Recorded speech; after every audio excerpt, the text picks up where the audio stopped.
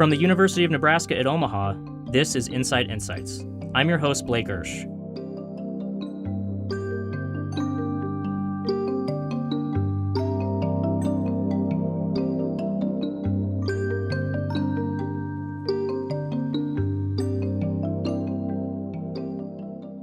Well, welcome everybody. This is NCITE Insights. Our guests today, plural today, are Dr. Daveed Gartenstein-Ross. He's the founder and CEO of Valens Games. And Daveed is co-PI on an NCITE research project that examines the benefits of simulation-based training for the Homeland Security Enterprise at Duke University. And so also with us today is Eleanor Ross. You guys are not related. We have two Rosses. No relation. Okay, no relation. And Eleanor is director of game design at Valens Games. So Eleanor actually graduated from Duke in May with her bachelor's in international comparative studies in Arabic. And she was a student who did this course that they are going to talk to us about today. So welcome to both of you. Thanks, Blake. It's great to join you. Great to have you. Just to start off, could you each, and whoever wants to go first, could you each just tell us a little bit more about your background and how you got interested in this world of simulation-based training?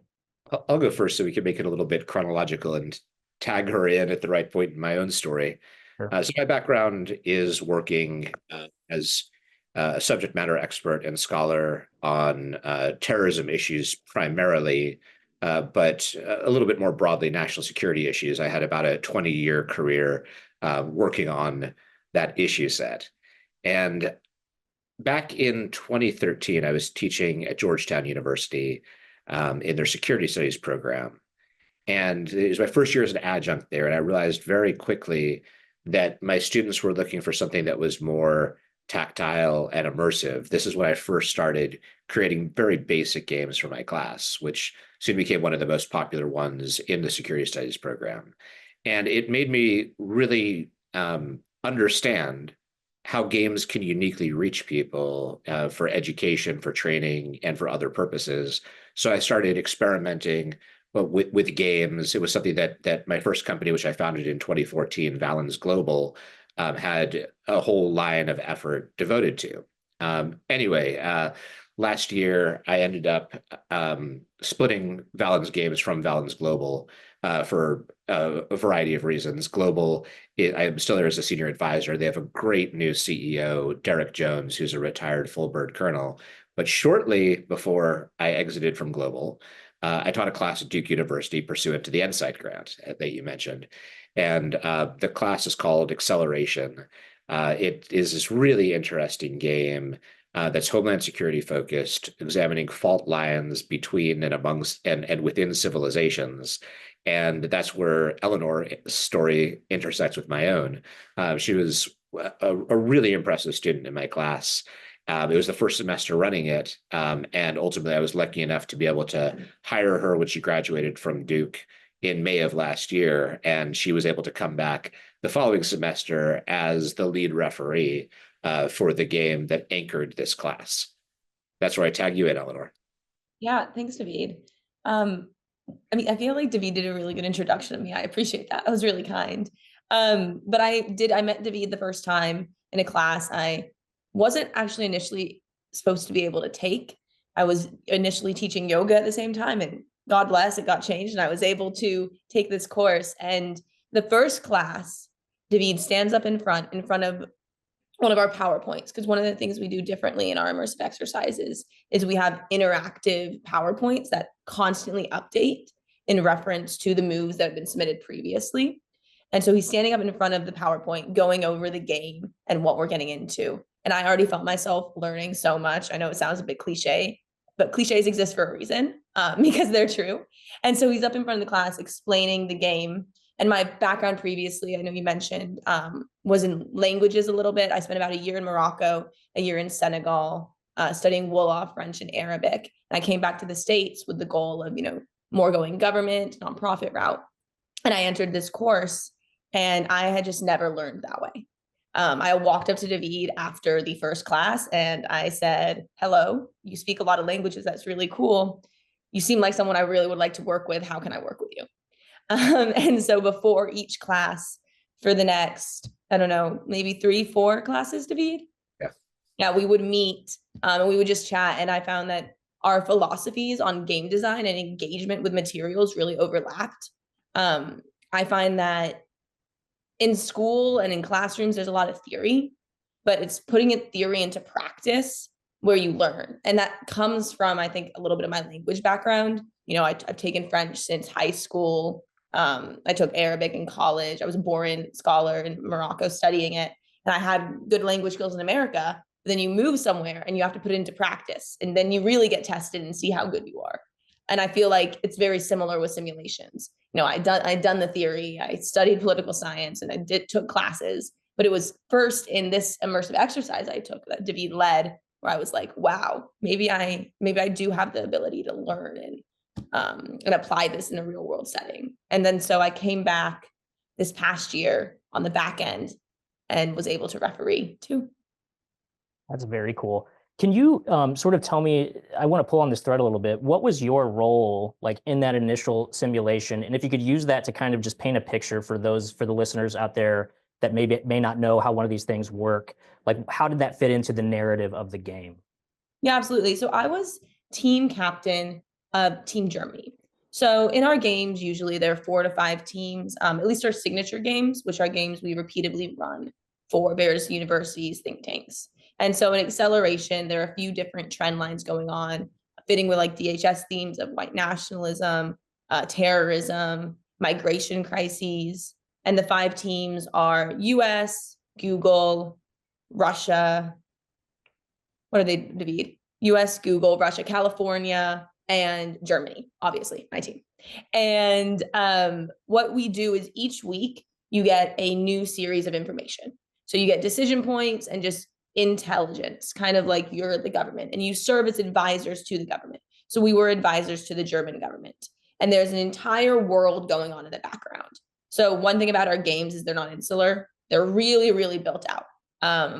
We've spoken previously about how we have hundreds of pages about each of our games because the world is a living, breathing world. And that's what makes these games so interactive and something where students really come away feeling they've engaged, because any thread they pull, we'll pull on it as well. And that's one of the things I'm sure we'll talk about later is how we integrate AI in our games and able to do that. But coming back to, what the game is, over the course of 6 weeks, we submit moves, and then the referees on the back end, so Daveed in the past tense, and then me this past year, adjudicate these moves and then push out new materials to the teams. And teams have to negotiate with each other, discuss, and negotiate with outside actors as well. One particular instance, we were trying to spread Google's, or Schmetterling, which was a kind of competitor of Google that's created in the game, its influence across the world. And so my team negotiated directly with the Russian team. And it comes out in the news that Schmetterling is expanding its offerings across Russia. And all the teams come into our room the next day and they say, you are a Russian operative in disguise. Which is not true. We were working for like a private corporation, or we were working with a private corporation and trying to advance interests. But the intensity and excitement, and there was like a yelling match in my tiny classroom about this one move that we had made, and we had to negotiate and explain our reasoning behind it and kind of pull teams back to Team Germany's side, the right side, obviously. And so that's kind of how the game unfolds across 6 weeks. And then at the end of the 6 weeks, there's a closing news feed that brings it all together, that Daveed presents. And I presented with him this past semester. And yeah, it's a experience where you're able to put a lot of that theory into practice.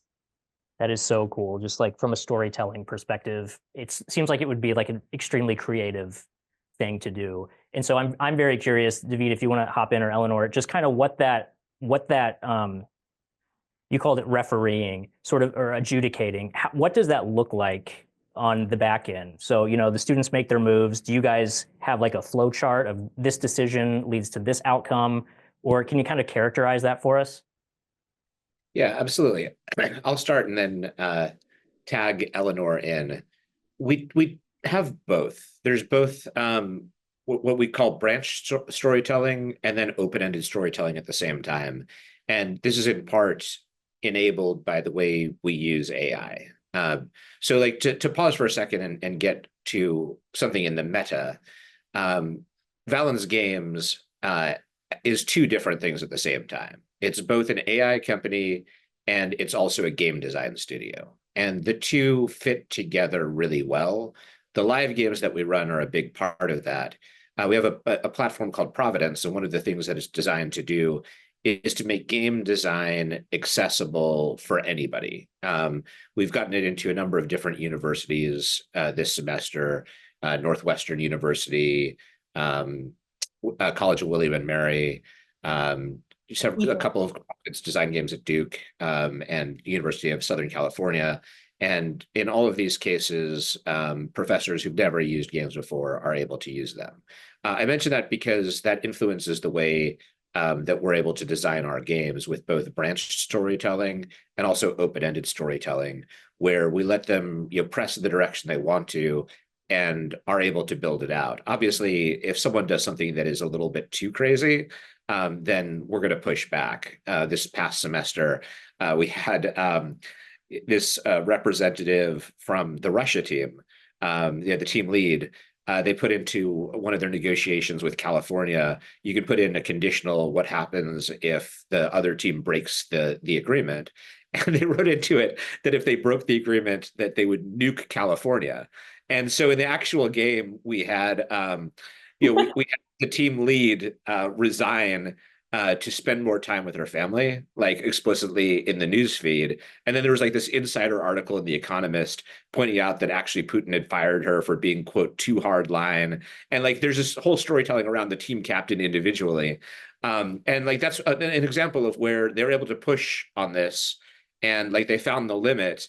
And like the pushback was actually part of the storytelling where it just drags the person into the story in a way that I thought was really funny. And Eleanor talked about how sometimes this can create, there's actual tension. Because I remember when the team lead, this wonderful woman named Nicole Ma, she's worked on games with us since then. But I remember when Nicole walked into class, like the next day after it came out in the news feed that she'd been pushed out and fired, and it actually named a new team lead for her team. Like she was still on the team, but Putin had actually demoted her. So she was no longer the team lead. So she walked into class, like everyone was staring at her nervously. And she broke the tension by saying like, hey, how's it going? And then everyone laughed and it was normal. But it was interesting to see just how much tension was ratcheted up over something like that. So the answer is that we have a branch, but we've realized that with advances in AI and human AI teaming, it could be a branch where also there's very open-ended storytelling at the same time. And frequently games will take us in directions that we don't expect, where a team move, usually a bad team move, will end up torpedoing the center point of tension that we expect to exist within the game. And so the game has to be slightly resituated to account for an unexpectedly bad decision. Eleanor, tag you in. Yeah, no, I think honestly that was a really good answer. The only thing I would add is a little bit about our use of AI. I think some war gamers are hesitant to use AI. They think it's going to kind of take over our jobs or take what we do away. And I think it's the exact opposite. What AI does, it allows games to be much bigger than they were able to be previously. We're running a 5-hour version of a game called Arctic Awakenings at Johns Hopkins University this coming Friday. Super excited. It's going to be a great game. But the last time we ran this at UNC, teams did things that were totally off base, that we had not planned for at all. And without AI refereeing on the back end, the only way I could adjudicate for it and plan for it in continuous gameplay, which is what we have during these 5-hour games, which means we're adjudicating constantly. We're constantly pushing moves out to players. So the only way I could adjudicate for this big move that they had made that we had nothing prepared for would if I had like a team of 15 people handwriting, or I guess hand typing each response and tweet or article. But now with AI and we train our team on how to use it effectively and how to respond and create articles very quickly. Or you can use our Providence platform, which is a tool used for war gamers and anyone just looking to create an educational experience, and it will create these articles for you. which we often use. But you can use one of those platforms and create the article. So that's one of the ways we expand our worlds. And I really think by expanding the world outside of what exists already, people allow themselves to learn more and absorb deeper into the environment. In my opinion, a previous issue that I've noted is people saying, this isn't real. This isn't how it would happen. But with AI-enabled games, you're able to put something out there and we'll test it. We'll engage with it where previously it would have been much more closed. The world is open now and people feel that reality. I'm interested. I mean, the stuff that you're talking about in these simulations is obviously very heavy stuff. It's very topical stuff. How do you thread that needle between, creating an environment that's realistic, and these decisions that people are making that students are making feel real, but also, I mean, sort of handling sometimes sensitive content in the environment that we're in right now? That's such a good question. And I think that's one reason why our games end up being so popular. So I'll talk Eleanor up for a second, but this gets to your question. Eleanor is, hands down one of the most talented game designers that I've ever worked with. And at the end of the last class we ran at Duke, we had a full 40% of students in their feedback say that this was the best learning experience they'd had at the university. Like reading over, like if I'm having a bad day, I'll read over that feedback, and only a little bit of an exaggeration, but like it shows exactly why we're doing what we're doing. I think one reason why our classes are so popular is because it's a space where people can actually discuss very controversial issues, and do so in a way that's kind of safe to do, in part because they're in dramaturgical roles. In games that Eleanor and I have led, they deal with a lot of very heavy issues. We've never once had someone walk away offended by the game, which is really interesting for the issues that we deal with. Now, what I do in terms of what I have done and what Eleanor does in terms of these constraints is make sure that when we understand there's a wall that's going to be, really iffy to touch on, that you stop short of it. So we mentioned that within the game world, there's some accelerationist characters and some neo-Nazis who end up taking over a small town in Northern California. And we stopped short of like them articulating their worldview in a persuasive way. Like ideally, I would actually want to do that for any sort of terrorist movement, not out of sympathy, but rather because in the real world, people will often try to explain themselves in a persuasive way. But we will have them explained objectively, but we'll stop short of areas where if someone takes a look at it, they'll feel like, we're saying something that is highly offensive. But a second thing, though, is that regardless of how people feel about any of the characters, we have folks who are, all over the political spectrum who appear in the games. We make sure that nobody is ever made fun of, right? That like everything is articulated in a way that if they were to look at kind of a tweet that is attributed to them in the game, I'll give us some examples of this. They would look at it and say, okay, yeah, this is what I would say. And like to give a couple of examples, just taking some folks from the left and the right of the political spectrum. One person who I had a long career in the public policy world. So one person who I got to know is Matt Duss, who was Bernie Sanders' foreign policy advisor. And, I showed him several tweets that we had posted fictionally from him. He was like, yeah, this is basically what I would say in this situation. On the right hand of the political spectrum, Clon Kitchen, who at the time was at the American Enterprise Institute. And I had lunch with him and showed him one of the tweets that we had drafted fictionally for him. He's like, oh yeah, this is great. He's like, can I take this and tweet it?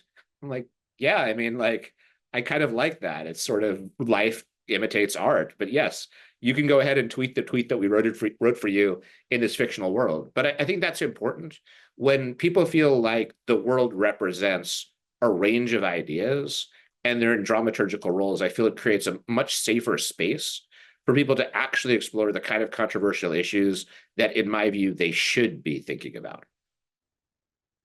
Yeah, that's excellent. I'm curious to know how you design these games, sort of, and these scenarios aligning to, say, DHS priorities or overall Homeland Security priorities. So, you've talked about acceleration. We've talked about the issues it addresses. How does the design of this game mirror sort of what a Homeland Security professional might be looking for to inspire a student to join their ranks? That's a great question. So I'm fortunate to have been working with DHS for quite some time. The first project I undertook for DHS was back in 2007. And so I have, just almost 20 years of experience working with the department, and that continues to this day. I was also fortunate to be the lead drafter working with Assistant Secretary Newman on the 2019 Strategic Framework for Countering Terrorism and Targeted Violence. So I was able to really get to know all of the DHS offices and components and really understand where their priorities stood, at least as of 2019, though the strategic framework still continues to guide the department. So to me, it's taking that and bringing it into the way we do game design, just taking experience and wedding it to the game world. But that being said, I mean, one thing I want to zoom out and talk about is that's an area of expertise. And when I look at what my game design team has, they have quite a bit of expertise within the game design team. Even within the game design team, for example, they have experience producing analytic memoranda for CENTCOM. One of the individuals in the game design team has experience working on human trafficking. Another is a Ph.D. student just completing her dissertation with a fair amount of experience working on these issues from a scholar and practitioner lens. But like what they're able to do with kind of that base of knowledge is also integrate in very seamlessly our broader network of experts. So in putting together some of our games that we have run over the course of the past year, we've drawn in the perspective of people ranging from retired general officers who had commands very relevant to the game that we're working on, to former cabinet members. In one case, a former prime minister of Somalia helped us to design a game that was looking at the Horn of Africa. So part of what the game design team is designed to do, and what they're really good at, is making sure that they're drawing on both their own expertise, but also outside expertise, and making it feel real to people for whom this is the world that they inhabit. And that's a point of pride for us, and something that Eleanor and her team are really good at doing. Yeah, and if I could just add one thing, I think what our games do well is they are designed for people who are experts to see the truth in them and say this works, and then for people who are not experts to still be able to play. We're going to be running the game I spoke about a little bit ago, Arctic Awakenings, at JHU Friday.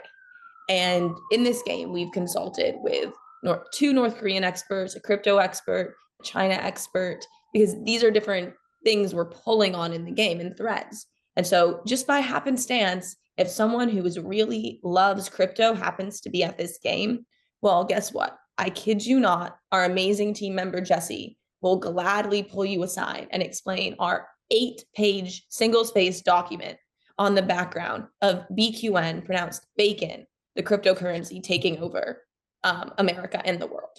So I think one thing is, like, for people who have no background in crypto, like I didn't before this game, I was able to understand what's going on from the deep research Jesse did and the two different experts she spoke to.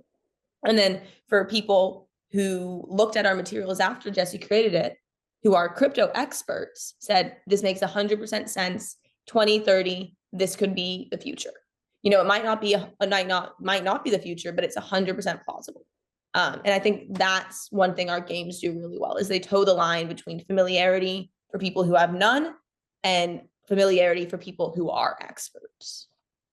You have mentioned a couple things now that I just need to dive into this a little bit because I'm fascinated by it. But you're talking about like having 10 to 12 page documents about a single character or an 8-page single space document about crypto. Like, can you characterize kind of the amount of research that goes into creating these scenarios, and just like even more examples of just like where this like dossier of like materials, how this exists when you're when you're adjudicating the game? Yeah, absolutely. So in game creation, right now we have a core team of 3 people. And they're fantastic. And I think Daveed already spoke about kind of some of their qualifications. And so when we're developing games, we also have surge capacity. We have a strong network of people to pull upon, like Daveed referenced earlier. When we're actually refereeing the games, I think I might pull Daveed in here for a second, but the system we use is similar to the RFlex system, which is designed to be a generic system that can apply to any conflict in domain. But what we do is we have those materials on hand. So those like expert long documents on hand. So when a move comes in, we can game out the probability of it and then move the game forward based on that probability. Does that characterize the RFlex system correctly, Daveed? Not as Yeah, good. I know you've played using it. yeah. The RFlex system is the one used by the Rand Corporation, just for the everyone's context. And I've enjoyed. I worked on one of their games as a subject matter expert. They brought me in part because of my background in gaming, but I was there as a subject matter expert on terrorist groups in South Asia, and they had something like 12 different domain experts. It might have been 14 on hand, including like experts on space domain, maritime, like all of these experts to help adjudicate different parts of the game in a realistic way and assign probabilities. So I think you do a good job of characterizing the RFlex system. There's one other thing I would add, because I think part of what you're getting at, Blake, is the question of, wow, this sounds really intense, right? There's a lot of research that goes into it, and how do you determine which resources you prioritize and the like. So the interesting thing here is that I think our own process as game designers mirrors one of the skills that we're trying to impart, certainly when these are for students. One of the things that was most useful to me in my career was the ability to do high quality spot research, right? As a subject matter expert on terrorism, terrorism is it's so broad, right? There's so many aspects of what you might be called upon to look at. And there's going to be limitations to everyone's expertise. And I think everyone does well to know what their limitations are. But like that being said, when, for example, I was working on the DHS strategic framework, I can't just like call a mulligan and say, hey, I have limitations here. I can't do this. Instead, I need to be able to figure it out with my team. And there's been lots of times throughout my career where I'm working on very complex problems where I need to be able to do high quality spot research. And so that's something that our games reward for student players, but that's what my team is doing as well. I think that for me in my career, I developed a sixth sense for where there's something going on, where there's like either a debate among scholars or more depth to an issue than the secondary source that I'm reading might let on. And like Eleanor has really, in a relatively short time as a professional, really been able to master this, where she understands where she knows what she doesn't know, meaning that like there are areas that she knows cold for any game, or where she's able to draw in our immediate network. There's other areas where, to understand it, she understands that there's multiple layers, and she and her team will do really high quality spot research on those areas that matter to a game and where they realize that there's technical complexity. So what I like the symmetry between what we do as a gaming team and what we're asking our players to do in the game as well. That's awesome. Can we talk about some student outcomes for a second? I mean, obviously, Eleanor, this has been a very formative experience for you, and you've had a massive impact on your professional life. Daveed, you talked about reading some of the feedback that you got from students. I mean, just overall, since you've been doing this course at Duke, what kinds of feedback have you heard from students? What kinds of outcomes have you seen since you started teaching the course? Cool. I'll talk about it qualitatively, but Eleanor, you might want to pull up the feedback so you could actually read it when I pass the mic over to you. I've been really pleased by just reading student feedback, in the sense that it shows that we're accomplishing what we're trying to. I'll just provide a few examples, and then I'll talk about the actual study that looks at learning outcomes. But before we even get to like the written student feedback, something that I observed, and this was definitely true of Eleanor and her team, and it was true when students were playing her game, that she was the lead referee on and the lead designer for the following semester. The class at Duke, I think, it's supposed to end at 9:30, I believe. I think it was a 7:30 to 9:30 class. And almost every student on every team would stay until midnight, every class. Right? Like I would always, I can vouch for this. yeah. My team can as well. We would also meet on the weekends. And I would leave before the students would. Like my work would be done because I'd have got circulated around, gotten the student briefings, but they'd work until midnight, and it wasn't designed in such a way that they had to. Like what we're trying to do is make learning fun. Part of our theory, which I think bears out, is that if you create these engaging worlds that people want to hang out in, it's going to create what I call, and this is a term I got from the literature, effortless learning. That if you're able to dive in and spend hours on a project and feel as though no time has passed or that you still want more, that's effortless learning, right? There's a lot that's educational bound up in there. They're in the roles of professionals, but you make it fun and learning isn't hard. Like if you want to dive in and learn, then you're going to learn so much more effectively than if learning feels like a chore. That's number one. Number two, the surveys tend to bear this out. And I know that Eleanor now has them on hand. But then number three, in terms of learning outcomes, we also, and we'll be publishing on this relatively soon, but the NCITE grant very kindly provided for mixed method evaluators to look at both the subjective and also the objective learning outcomes of our games, with the game being the class that the students would take. And in terms of when I say subjective outcomes, what I mean is self-reporting. The self-reporting has been quite favorable for the games. And there's been a fair amount of literature on the learning impact of games writ large. One of the things I noted with this literature is that it's mainly self-reported. And while self-reporting, I think, has value, being able to judge objective outcomes is much more powerful.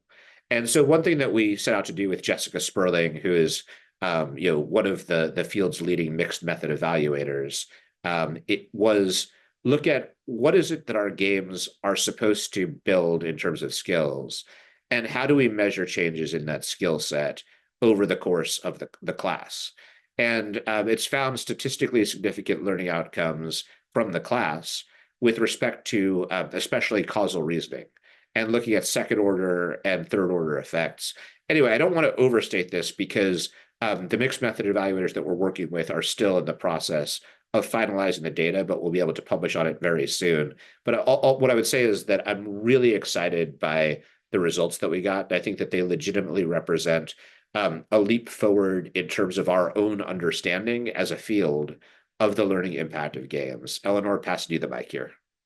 Yeah, thanks, Daveed, for all that.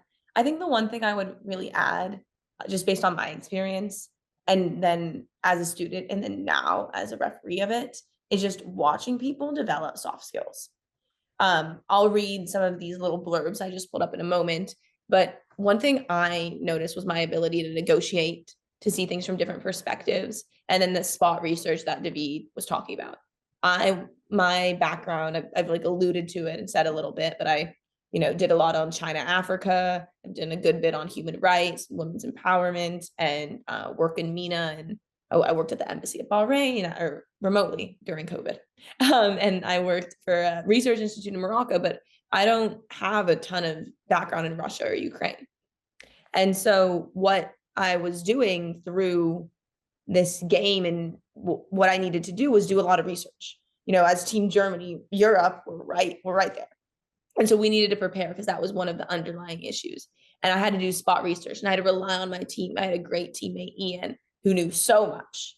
And like, it teaches you when you can rely on people. And Daveed was saying very kindly, I'll just add that, I've spun up my ability to know what I know and know what I don't.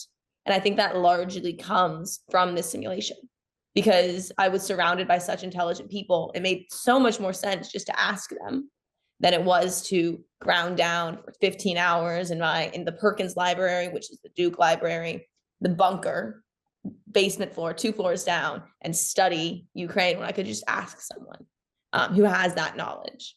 And I would say, and I already have, that it was one of the most impactful and engaging experiences. And now I have quotes to provide the same POV. So, we're not just talking. I'll just provide 2, because I think it was, they're my favorite ones. And I agree with Daveed. I read these when I'm needing a little pick me up. One says, "The most learning by doing experience I've had at Duke so far. I don't think any other class can teach you about the different pathways and options to deal with various domestic and international issues." That's one. And then a second one is, "A fantastic experience. The game enhanced my knowledge of national security issues and made me appreciate the decisions leaders must make." And on both of those ends, I think we see 2 things. One, people found it engaging and exciting. But 2, people realized the nuance behind the opinions of others. And in both ways, to me, it showed just the impact of the game that I and Daveed ran this past fall. Yeah, I mean, in creating that dialogue right now, especially like in working through a problem, is just such an important thing to do right now in literally any profession ever. So that's very cool that you were watching that. The idea of like watching students stay in a library until midnight, like working through this experience, it just makes me think of like getting very into a game of Risk that you didn't think you were going to get into, and then all of a sudden everything matters and you just never want to stop. Agreed. Full stop. Well, anyway, thank you guys so much for your time. Is there anything that we didn't cover that you wanted to? Obviously, both of us could talk about games forever. So I feel like while there's much more that could be said, I want to just express our appreciation for this conversation and express my appreciation to NCITE for the grant funding for this project. I think ultimately, I'm very happy with the outcomes that we've gotten, both the way that it was able to produce a class, study the learning outcomes, and also put us in a position where we're now able to make these learning outcomes much more scalable. That's what the Providence platform is designed to do. And ultimately, there's this application, not just for students, but also for the DHS workforce. So part of what we want at Valens Games is to help produce a more well-trained, more knowledgeable DHS workforce. We think that's incredibly important. And to me, looking back at this project, I believe that it's a step forward to creating that reality. So I just wanted to end with my own gratitude and appreciation. Yeah, and I'll just second everything Daveed said. Thank you so much, for having us and being able to discuss the differences that I've seen games make. I think I can leave out a final note and just pull everything together. The reason I decided to pursue game design and this path, which was so different, I feel like I haven't emphasized it enough, so different than any path I thought I would be, a year out of college, but I'm so grateful for, is because working in game design and playing those games made me realize that people really are good inherently. And I know that's a weird takeaway, but if you allow people to think outside the box and put themselves in other actors' shoes, I think you find that the overwhelming majority of people have good intentions. And, if we have a little more of that in the world and have that thought process, and our games can help influence that just a little bit, I think, things will stay good and get better. I cannot tell you how much I love that as an ending note. So thank you so much for going there. I think that's excellent. That is an excellent note to end on. So thank you again so much for your time, and to all the viewers and listeners, we will see you next time.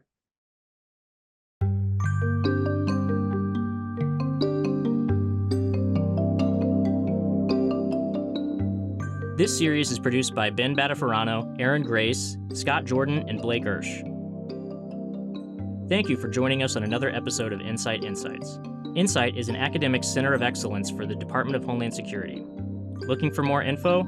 Check out our website at incite.unomaha.edu or email us at incite@unomaha.edu.